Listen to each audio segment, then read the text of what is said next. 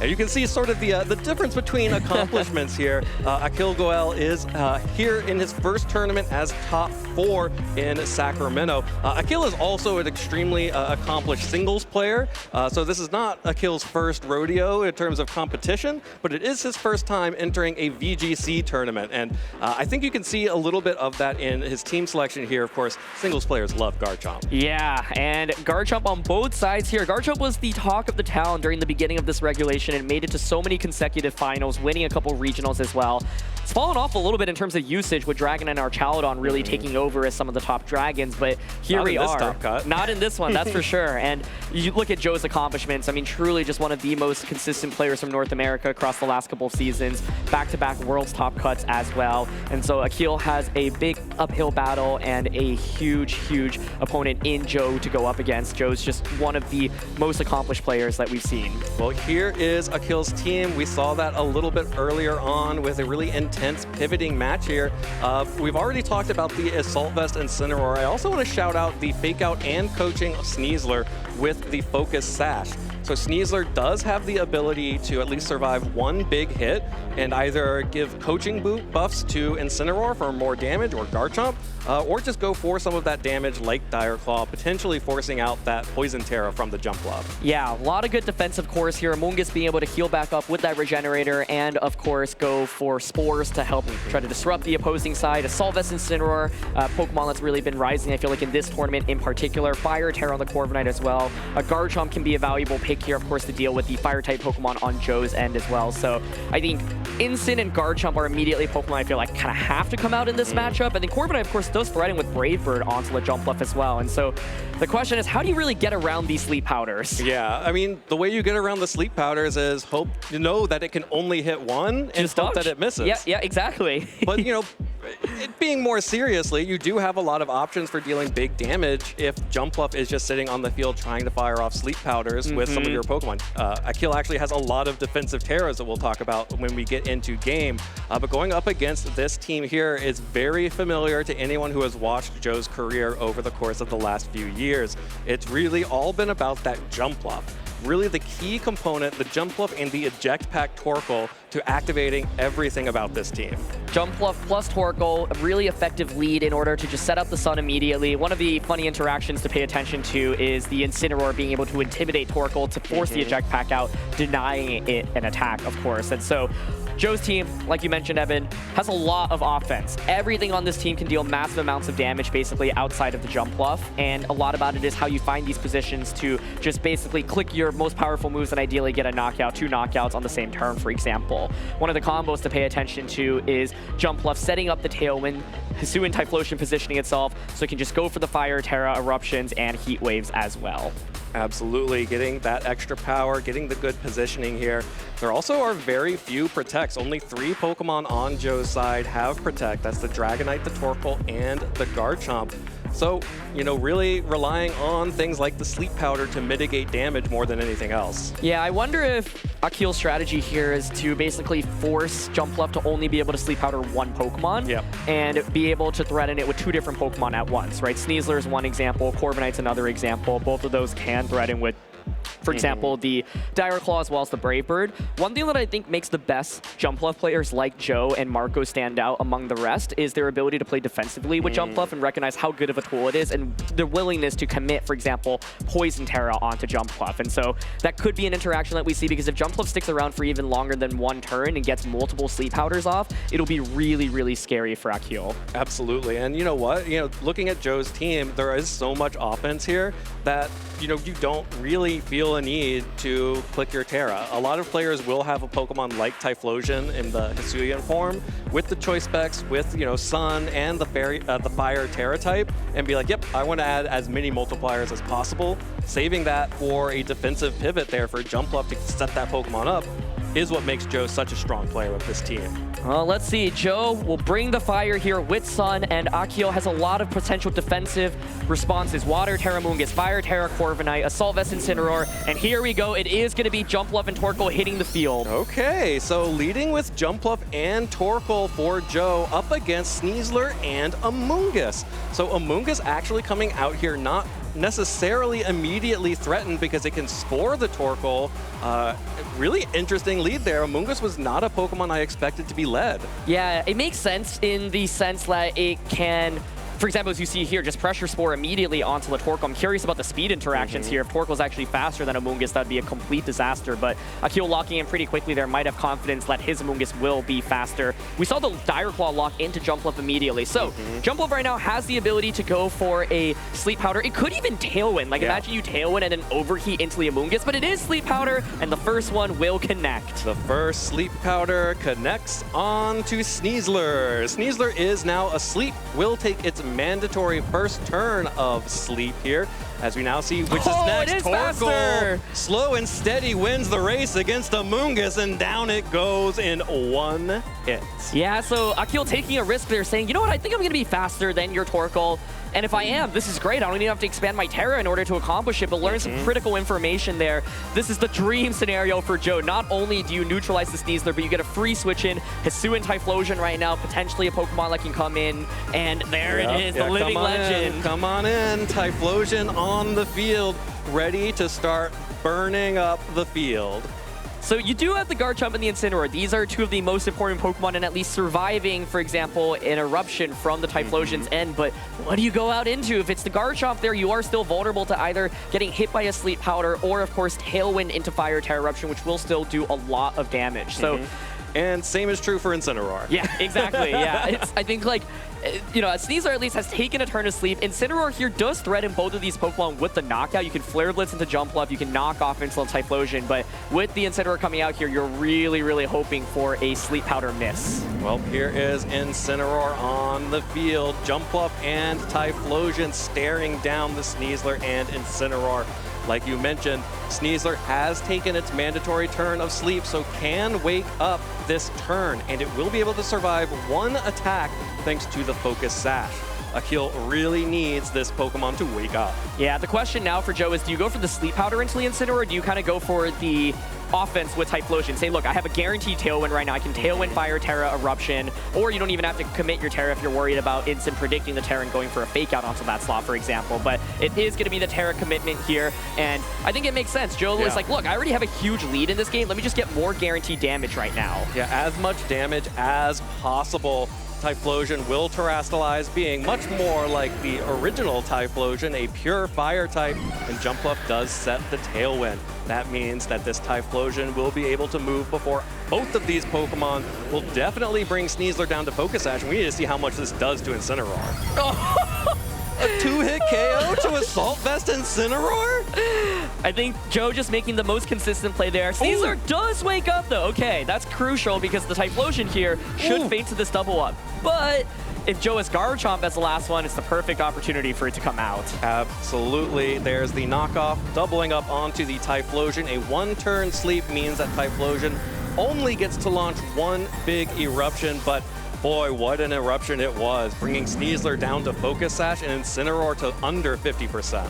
Now the crucial question is, what is Joe's fourth Pokemon? It actually is the King Gambit, so Garchomp, I think, would have been so perfect for this position. Happy to just launch those Earthquakes out, but King Gambit, still not a bad bring. Of course, it pressures with a lot of different attacks. You've got Low Kick into the Incineroar. You've got Sucker Punch into the Sneasler. This Jumpluff actually does have offense as well. It's not like the force support move Jumpluff. So you've got the Leaf Storm on it to actually finish off the Sneasler, and you have the threat of Encore, for example, onto Incineroar. Yeah, so this Incineroar would threaten the King Gambit and the Jumpluff with Flare Blitz, but if it just gets knocked into knockoff, then King Gambit will be happy to sit in front of it. Yeah. Same for Dire Claw on Sneasler. Exactly. And okay, there it is. Yeah, the Ghost Terra here. So trying to go all in on this play, saying, look, I'm just going to try to knock out your King Gambit. You have already committed the Terra here. Yep, you cannot defend against my Flare Blitz if I get a chance to use them.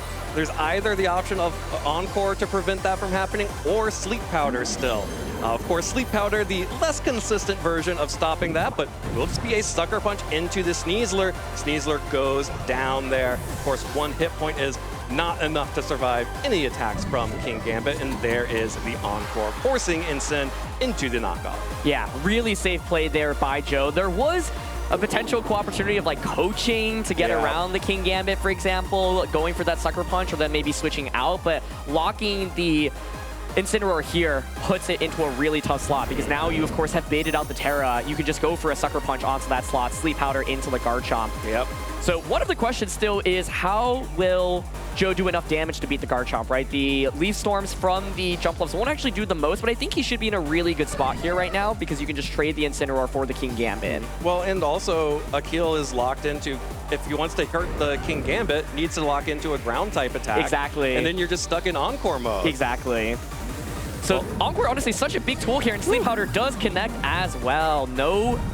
Critically, no Sucker Punch coming out. Yeah. So just a Sleep Powder into Garchomp. Garchomp is now asleep. King Gambit faster than Incin, gets the Assurance off, and doesn't need a Sucker Punch, doesn't need the priority. We'll just knock it out cleanly. Would have been really fun to see how this would have played out if the Sleep Powder misses. Now Garchomp is asleep, and it's just no possible way to pull off the 1v3. I was thinking, okay, even if you wake up there, you knock out the King Gambit, like you said, Evan, you are still perpetually locked into the Stomping Tantrum. Jumpluff can Encore into that slot, but Joe critically doesn't miss any of the important attacks in this game, connects on all the Sleep Powders, and like I said, when Jumpluff connects with Sleep Powders, it feels like the best Pokemon ever. Yep. Well, we always have to go back to turn 1 of this match, where it seemed like Akhil was surprised that Joe's Torkoal outsped the Amoonguss and picked up that one-hit KO with the Overheat. Without that piece, Akhil was playing from 3 Pokemon from the jump immediately because of that. And if that Amoonguss had been able to survive, if the Terra had been used on that, may have an entirely different game here. Absolutely. Especially because the Torkoal would have overheated, switched out, and then one of the offensive pieces would have gotten spored.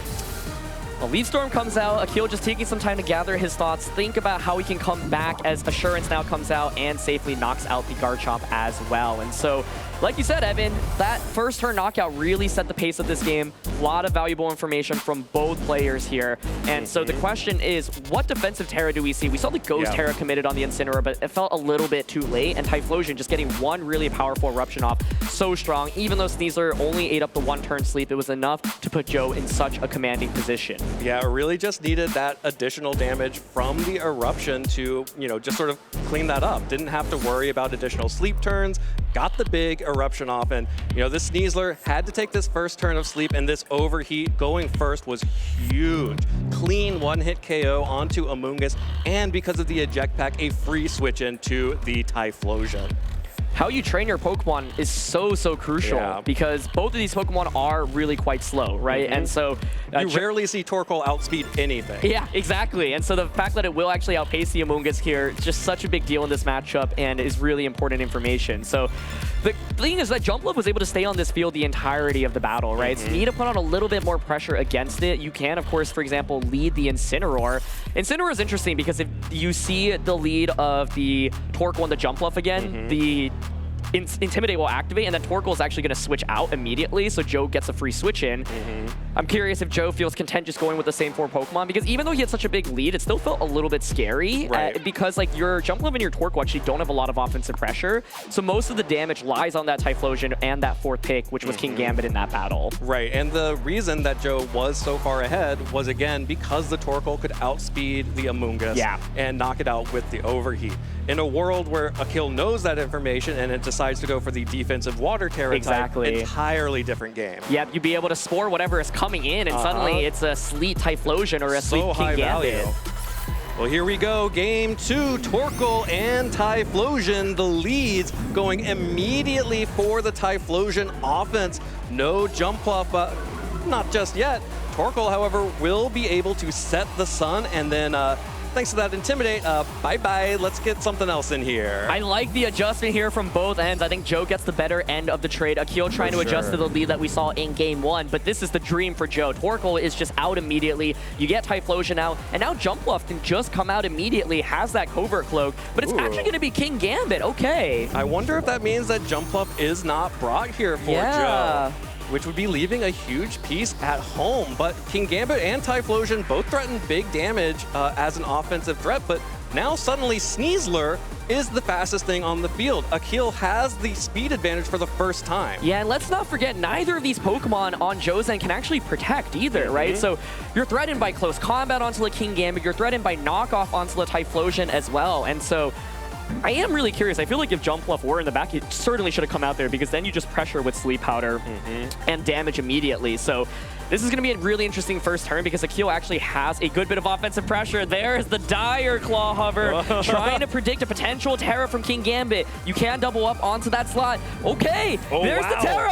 I was expecting a double up onto the King Gambit for that, but that is a risky Dire Claw. But he gets it! Nice call! Akhil down 1 game. Tournament life on the line. Goes with this prediction and manages to nail it.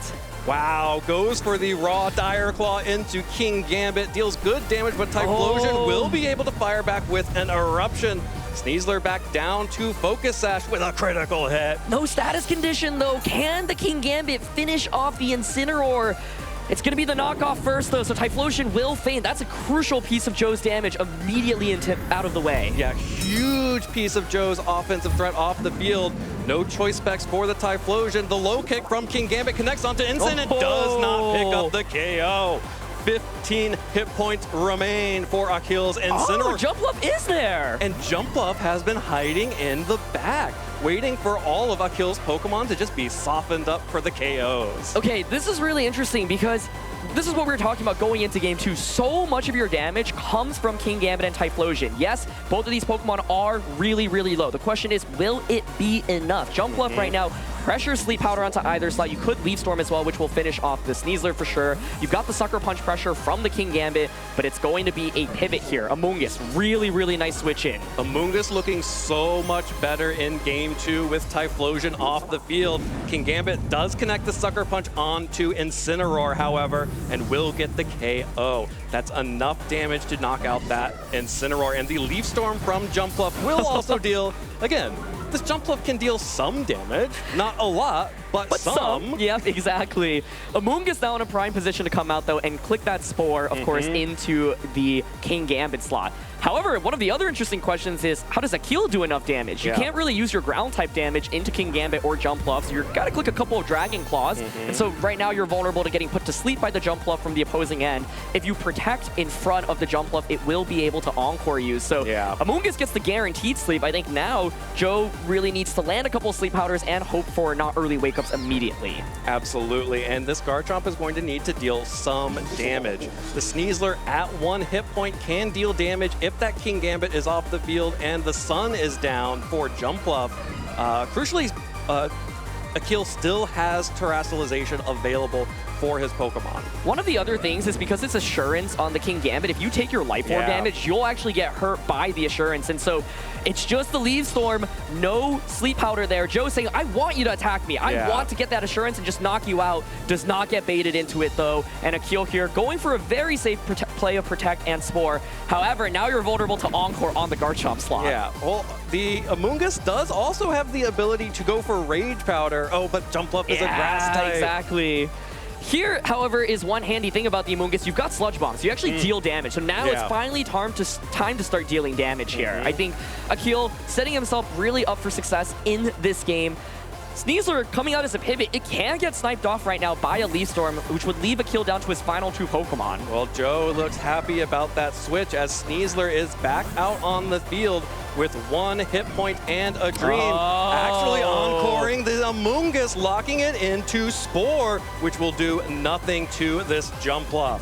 That's a huge, huge call there. Yeah. The Spore just means that now Amoonguss is in such an awkward position, and now what do? You want to switch it out probably, but if the Garchomp switches in, it's vulnerable to Sleep Powder onto that slot. Oh, this is so tense. Akhil just doesn't have damage right now. That was a huge call by Joe. If you go for the target onto the Garchomp side, Amoonguss locks into that Sludge Bomb. You can start finally dealing all the damage that you need in this game, but now it's a really awkward position for Akhil. He knows if he switches out Amoonguss and Garchomp gets put to sleep, he's going to be in a really tough spot. Absolutely. What a call there from Joe, knowing that Akhil was going to be treating the Garchomp as the main offensive threat, but correctly identifying Amoonguss as the scariest thing on the field with these 2 flying-type Pokemon staring down the Garchomp. Akhil goes for the switch to bring Garchomp in. This is risky. Is it Sleep Powder? Is this sleep powder going to happen? Sneasler at least gets some damage before going down. Leaf Storm! It misses! Sneasler avoids the Leaf Storm! The fake out, though, was already in play and connects with the King Gambit. A huge turn, though. Not only is it not sleep powder, but it's also Leaf Storm, and it misses Sneasler. So being able to switch is so valuable to break out of these encores. And oh boy, we've got the coaching into Dragon Claw Hover, trying to just get the knockout into King Gambit. Coach Sneasler, give Garchomp a pep talk here. King Gambit is still asleep, gets the full sleep turns as Coach Sneasler boosts Garchomp attack and defense. And now the jump up will connect the sleep powder. However, getting that defense boost is really big for Garchomp stalling out these turns of sleep. Yeah, such a big deal here because now you could probably survive something like a Leaf Storm plus an Assurance combination. Sneasler still, of course, able to go for another coaching as well. So sleep powders have not missed so far. Why did you put that out into the world? A single miss, and I think Akhil probably just ends up walking away with the win in this game. So, still anyone's game. Now the question is, will Garchomp eat another turn of sleep? It's already taken one turn, but of course it can still stay asleep for 2 turns or 3 turns. But it's just Dire Claw into the jump up, and that's a one-hit knockout. A one-hit knockout onto the jump up. Jump up is down. No more sleep for Joe. Sneasler picking that up with 1 HP, and Garchomp is not ready to go home. KO on King Gambit, and it is just Torkoal Akhil bringing this game back, giving us a set. Oh, this has been so fun to watch. I really wonder how this would have played out if the jump bluff hit the field in the beginning of the game. But Joe may be a little bit scared to just rely on Sleep Powder so early on. If the Sleep Powder had nailed the Garchomp as it switched in, also would have put Joe in a better position. But now it's just this Torkoal against the world. And this is the downside of Torkoal, right? Torkoal's main job is to set up the Sun and maybe deal with the Mungus here. Yep. But it can't do anything by itself in an endgame. Yep. Torkoal goes down there. Akhil Goel defeating Joe Ugarte in that second game pushes us to a third game here. This will decide who makes it into the finals of our tournament, who will have a shot at becoming the champion here in Sacramento.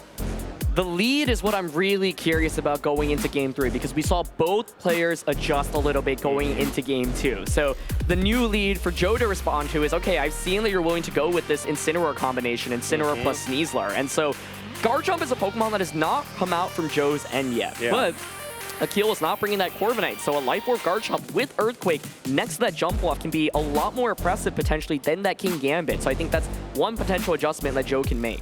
Absolutely, and I think another thing to be aware of is that Akhil did still bring the Amoonguss in the back. Yep. That was really important to be able to target down the Fire-type Pokemon like the Typhlosion and keep that Torkoal off the field so that Amoonguss actually got to do something this game.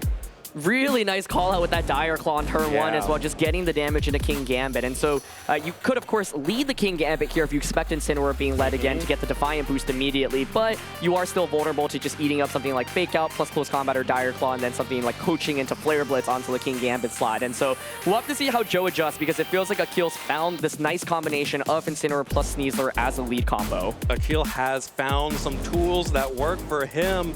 Joe now needs to adapt for this Game 3. Back to the basics. Torkoal at jump bluff lead against Sneasler and Incineroar. So once again, the Torkoal will set the Sun and then bounce. But unlike last time where it was Torkoal and the Typhlosion, and then the King Gambit came in, now the jump bluff is going to be paired with whatever Pokemon Joe brings in. So it could be Typhlosion here. I think Garchomp, if it is an adjustment, could come out, and there it is. Garchomp hits the field. That's why you're the GOAT, Aaron. Here comes Garchomp to immediately threaten ground-type damage onto Sneasler and Incineroar, but the jump bluff now has the option of going for either Sleep Powder or for Tailwind to give that Garchomp the speed advantage. And both of these Pokemon have Fake Out, so you can Fake Out here and just Flare Blitz, for example. So will that first Sleep Powder connective jump bluff goes for it? You could opt to Tailwind, but then you'd be giving up your jump bluff immediately. You can also Fake Out and Dire Claw with the other one. Which one is it going to be? It doesn't matter because Joe is retreating jump bluff, sees that he would have to play a 50-50 to guess if that jump buff would be able to go down. There is the Torkoal as Sneasler fakes out the Garchomp this time around. The Rough Skin will break the Focus Sash for Sneasler as Garchomp flinches here. Now Incineroar gets the Flare Blitz but hits the Torkoal, which is able to take that hit. Oh, okay, so not wanting to opt into any sleep powder misses, decides to take a more conservative route. Akhil going for the big play of just making sure Garchomp's gonna flinch. Yes, you break your focus sash, but you can see Joe didn't protect there. And here we go, Stellar Terra. It could just be Stellar Terra close combat into the Garchomp slot. Who knows their Stellar Terra calcs? Oh, my guess is it knocks out if Garchomp doesn't have bulk, so you can go for this. But then the question is, like, what if Garchomp protects? What if it switches out? Then it can be an overheat into the Sneasler slot. So this is a big call out. Akhil is saying, look, if I get rid of the Garchomp, Incineroar is so hard for your team to deal with right now. Yeah, Incineroar can just stall everything on Joe's team if you assume there is another fire offense in the back if Garchomp goes down. So Incineroar will be protected. Amoonguss switches in to the Torkoal and the Garchomp. Here comes the Stellar Terastallization. Whether or not this Garchomp protects is going to be so critical. First question, does it protect? And second question, if it does not, does it survive the close combat? If it goes down, it's a huge advantage for Akhil getting the Incineroar positioned well in this game. Let's see. It's the Torkoal protecting! Torkoal protects! Oh, Akhil launches a close combat into the Garchomp. Will this KO? No, it doesn't! Oh! Stellar Terra, why can't you do just a little bit more damage? Still, it will fate to the Life Orb.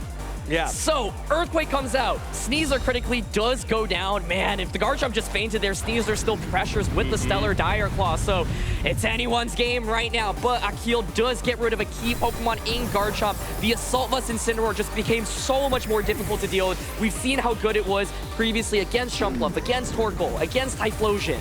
Absolutely every Pokemon that Joe has left, except for the Dragonite, which we have not seen at all, and potentially the King Gambit, are very much threatened by the Incineroar. Akhil will continue to protect that Pokemon and bring in the Garchomp instead. Oh, this set is certainly delivering it. Typhlosion hits the field. It's not going to be that Jumpluff. This is the Choice Specs Typhlosion. You don't have Choice Scarf, so Garchomp right now in a phenomenal spot. You have to deal with Flying Terra, however, from Torkoal, and you have to respect something like a Jumpluff switch in here right now.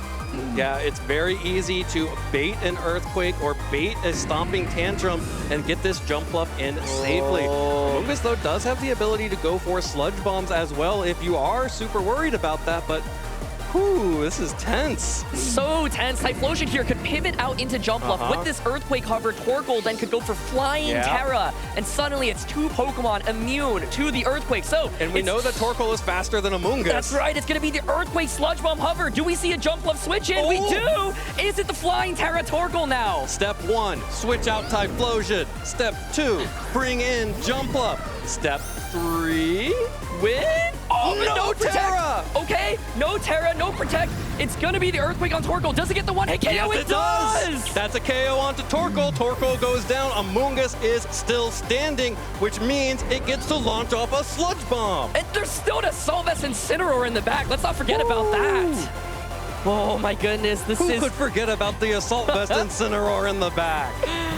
Oh, Incineroar is still waiting. Sun is slowly expiring, and this Jumpluff does not have Sunny Day, crucially, as well. So, 2 turns of Sun left. Once the Sun expires, Typhlosion's damage output will drastically be reduced. There's the Stomping Tantrum hover here, so if you're Joe, you could just go for the Tailwind into the Fire Terra Eruption. Or Sleep Powder, but it connects!